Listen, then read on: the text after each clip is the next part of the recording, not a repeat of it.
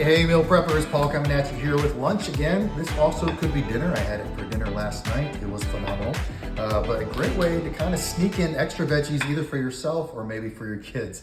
But I've got zucchini turkey patties here with some green beans and roasted little potatoes right here, which we haven't done in a while. But the zucchini, we've got a pound of ground turkey here with some zucchini in here. We got 2 zucchinis in there. And since you shred it up, it mashes up in there really well, and then we cook it in coconut oil for a little bit more added flavor. It is really tremendous. We roasted some green beans, and then we have got some baby potatoes we cut in half, and we actually mixed those up with this. Well, this is called bagel not included, but if you ever find it out there, you'll probably see it as everything but the bagel seasoning. And this is beautiful stuff. You can either put this on your bagel with cream cheese, or you can put it on your roasted potatoes.